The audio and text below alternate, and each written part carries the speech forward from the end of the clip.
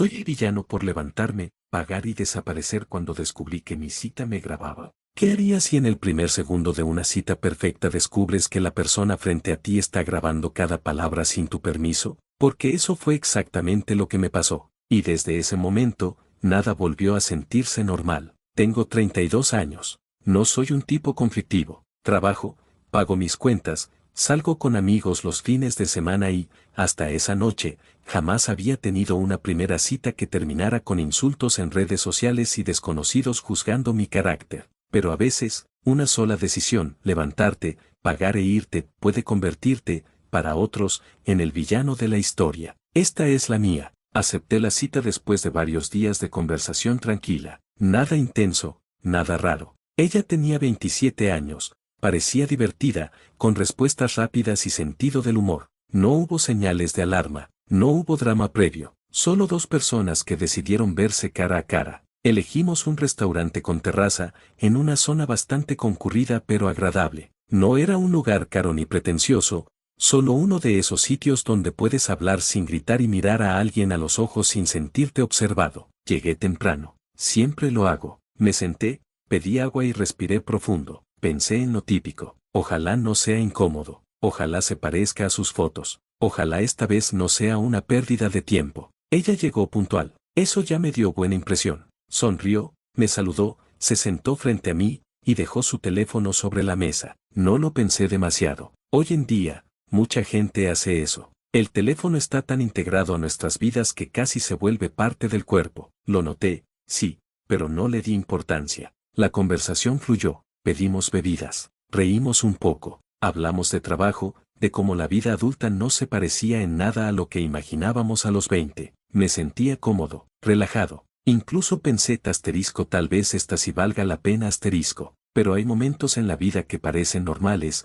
hasta que no lo son. Cuando la camarera regresó con los aperitivos, vi que el teléfono estaba justo en el borde de la mesa. Por puro reflejo, por educación, lo moví unos centímetros para darle espacio, y entonces lo vi. La pantalla estaba encendida. No era WhatsApp, no era Instagram, no era una llamada, era una aplicación de grabación de audio. El contador avanzaba, mi estómago se cerró, sentí como si alguien hubiera apagado el sonido del mundo por un segundo. Miré la pantalla, volví a mirarla, no había duda, estaba grabando nuestra conversación. ¿Qué carajos es esto?, dije sin pensar. Ella parpadeó, se quedó quieta, demasiado quieta. ¿Por qué estás grabando?, pregunté, ahora más alto, sin darme cuenta de que había alzado la voz. Algunas personas de mesas cercanas voltearon a vernos. Yo no las veía. Solo veía ese teléfono, esa grabación, esa línea roja avanzando. No es lo que crees, dijo ella rápido, es por seguridad.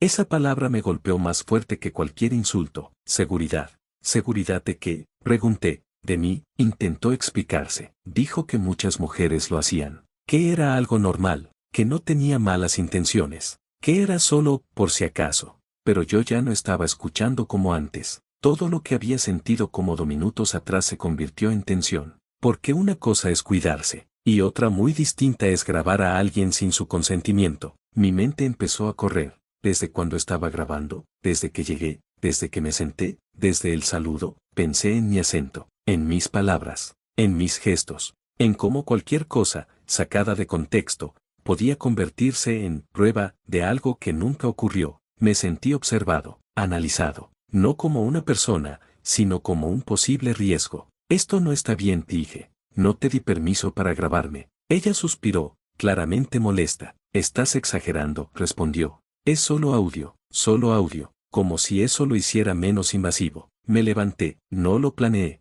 Mi cuerpo se movió antes que mis pensamientos. Sentí esa necesidad urgente de salir de ahí, de recuperar el control. Llamé a la camarera, pagué la cuenta completa, bebidas, aperitivos, todo. No porque creyera que se lo debía, sino porque quería irme sin deberle nada a nadie. Ella empezó a decir cosas. ¿Qué estaba siendo dramático? ¿Qué iba a pensar la gente? ¿Qué habíamos hablado de que yo la llevaría a casa después? Ahí fue cuando explotó lo poco que me quedaba de calma. No después de esto, dije, y sí, solté una palabrota. No fue elegante, no fue bonito, pero fue honesto. Me fui, caminé varias cuadras sin rumbo. Sentía el corazón acelerado, la cabeza llena de pensamientos que se atropellaban unos a otros. ¿Había exagerado? ¿De verdad era tan grave? ¿O estaba reaccionando desde el miedo? Cuando llegué a casa, me senté en el sofá en silencio. Repasé la escena una y otra vez, cada gesto, cada palabra, cada segundo, y aún así,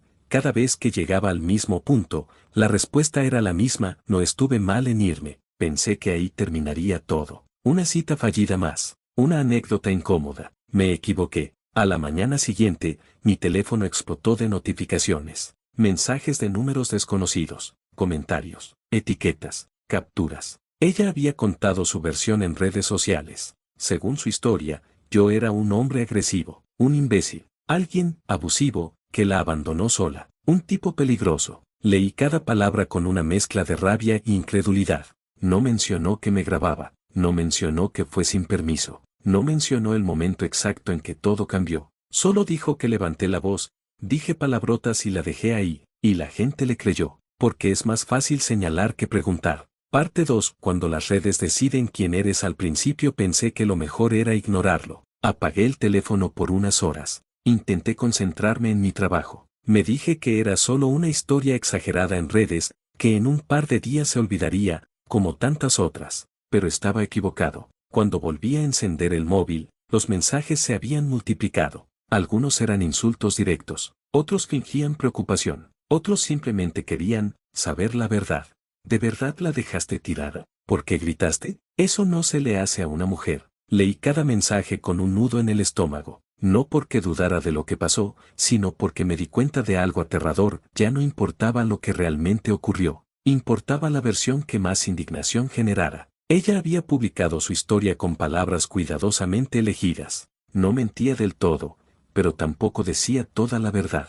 Era una verdad recortada, editada, diseñada para provocar una reacción. Y funcionó. La gente no preguntó por qué yo me levanté, no preguntó qué detonó la escena, no preguntó si había consentimiento. Solo vieron a un hombre que se fue. Empecé a sentir algo que no había sentido esa noche en el restaurante: miedo. No miedo físico, sino miedo social. Miedo a que una narrativa falsa se volviera permanente, a que alguien, en el trabajo o en mi círculo, viera esas publicaciones y sacara conclusiones sin conocerme. Llamé a un amigo cercano, le conté todo, desde el principio, el teléfono sobre la mesa, la aplicación abierta, la grabación. Hubo un silencio largo al otro lado de la línea. ¿Te estaba grabando sin decirte nada?, preguntó al final. Sí. Entonces hiciste bien en irte, dijo sin dudar. Esa validación me dio un poco de aire, pero no resolvía el problema. Porque una cosa es tener la razón en privado, y otra muy distinta es sobrevivir al juicio público. Otros amigos no fueron tan claros.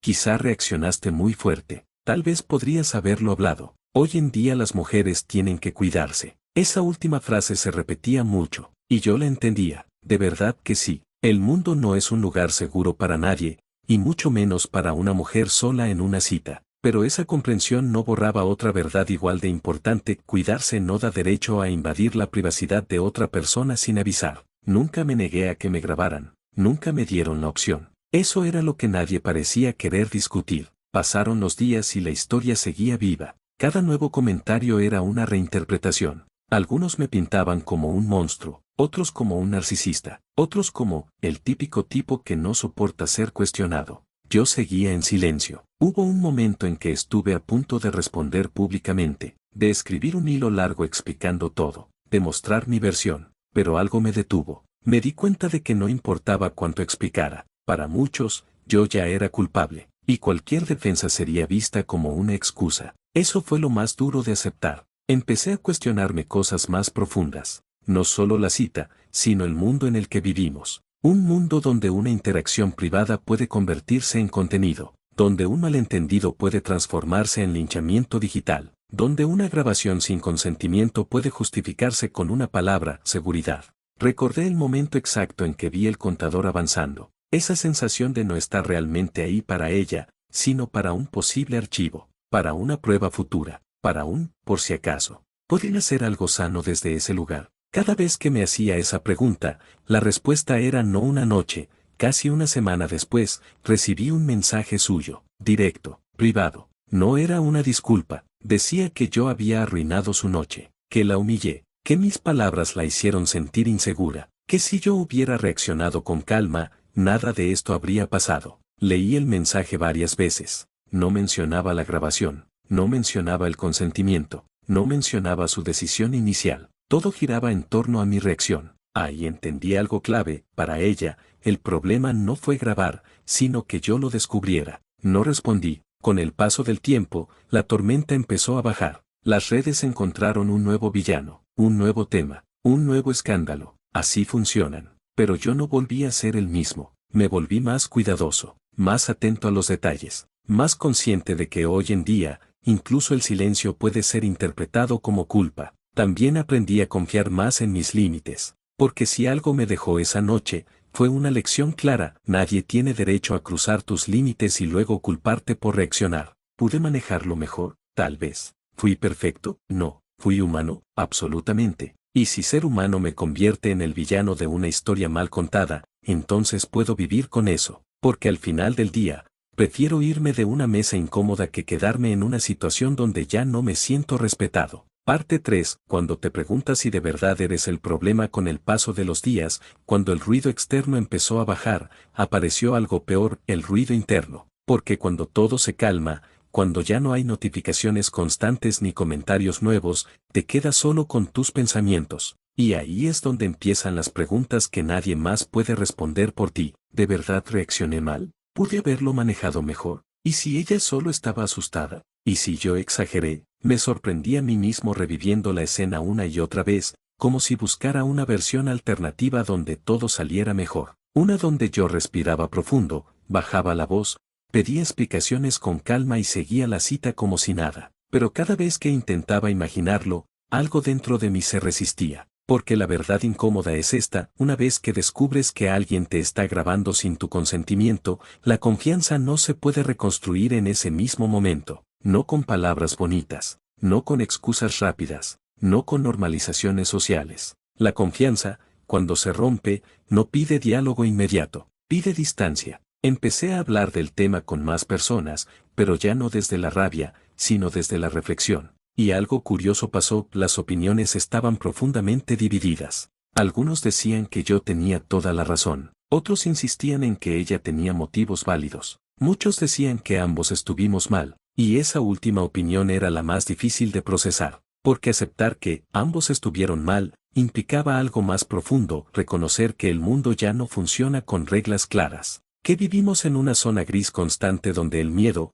la tecnología y las experiencias pasadas dictan comportamientos que antes habrían sido inaceptables. Una amiga me dijo algo que se me quedó grabado: quizá ella no te veía como una persona, sino como un escenario de riesgo. No lo dijo con mala intención, lo dijo con honestidad. Y eso dolió, porque nadie quiere ser visto así. Nadie quiere sentarse frente a alguien sabiendo que, para esa persona, tú no eres una conversación, sino una posibilidad de peligro. Al mismo tiempo, entendí algo importante: su miedo no justifica mi invasión, y mi incomodidad no invalida sus experiencias pasadas. Ambas cosas pueden ser ciertas al mismo tiempo, pero lo que nadie parecía querer admitir es que el consentimiento no es negociable. No importa si es una cita, una conversación, una grabación o una foto, el consentimiento no se asume, se pide, y eso fue lo que no ocurrió. También pensé mucho en el momento en que levanté la voz, en la palabrota, en cómo eso se convirtió en el eje de su narrativa. Sí, levanté la voz. Sí, dije una mala palabra, no lo niego. Pero también me pregunto: ¿desde cuándo una reacción emocional invalida una violación de límites?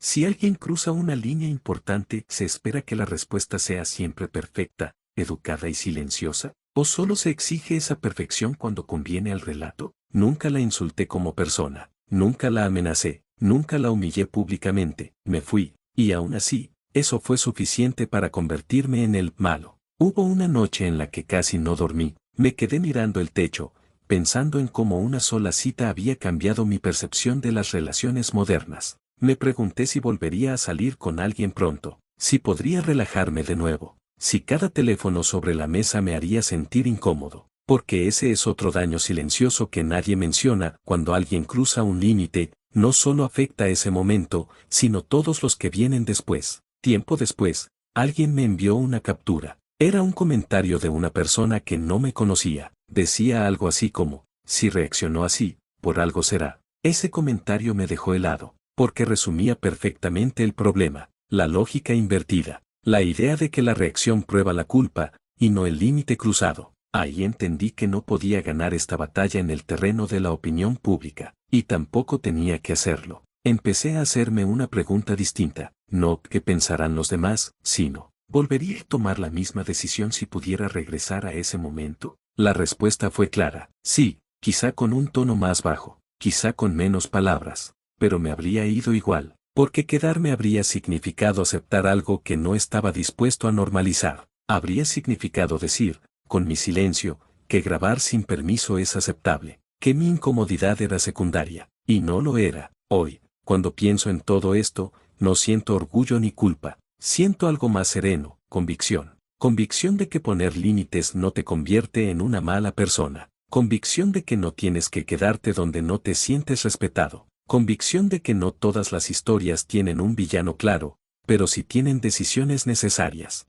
Si alguien me preguntara hoy, ¿fuiste el imbécil por irte? Respondería con honestidad, no fui perfecto, no fui suave, pero fui fiel a mí mismo. Y a veces, eso es lo único que realmente importa. Parte 4. No todos los finales se aplauden, pero algunos se respetan con el tiempo. Algo curioso ocurrió, la historia dejó de doler. No porque olvidara lo que pasó, sino porque empecé a verla desde otro lugar. Un lugar más amplio, más humano, menos reactivo. Dejé de pensar solo en la cita y empecé a pensar en lo que representaba. Porque esta historia nunca fue solo sobre una grabación, fue sobre límites, sobre consentimiento, sobre cómo la tecnología cambió la forma en que nos miramos unos a otros, sobre cómo el miedo y la desconfianza pueden colarse incluso en los momentos que deberían ser simples. Empecé a preguntarme cuántas personas estarían viviendo situaciones similares sin decir nada, cuántas aceptarían cosas incómodas solo para no parecer exageradas, cuántas se quedarían sentadas en una mesa por miedo a ser juzgadas si se levantaban.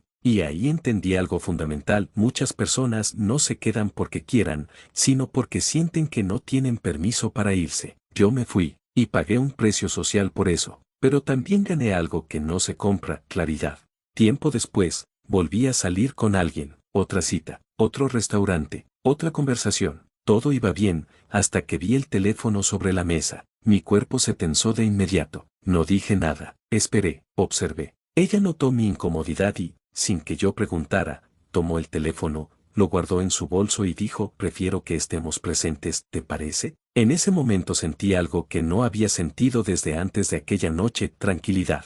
No porque supiera que esta vez todo saldría bien, sino porque había algo esencial ahí, respeto. Eso me confirmó algo que ya intuía, no estaba pidiendo demasiado, solo estaba pidiendo lo básico. A veces, cuando cuento esta historia, alguien me dice, pero ella solo quería protegerse. Y yo respondo siempre lo mismo, protegerse no debería implicar deshumanizar al otro, porque cuando grabas a alguien sin avisar, no lo estás viendo como un igual, lo estás viendo como un posible expediente, como una amenaza potencial, como algo que debe ser documentado. Y ninguna relación, ni siquiera una conversación casual, puede crecer desde ahí. Si pudiera hablar con mi versión de esa noche, no le diría, reacciona mejor. Le diría algo más simple y más honesto, confía en tu incomodidad.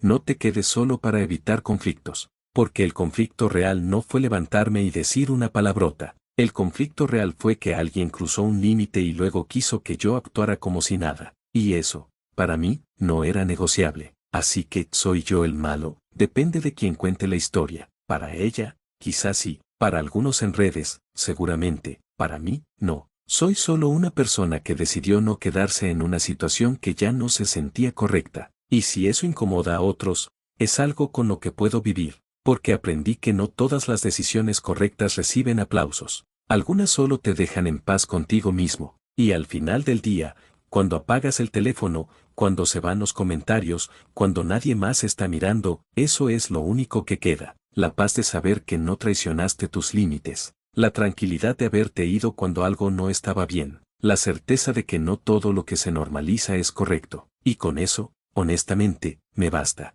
Si te gustó este video y quieres ver más historias como esta, no olvides visitar mi canal YouTube, Historias Curiosas, suscríbete y activa la campanita para no perderte ninguna historia.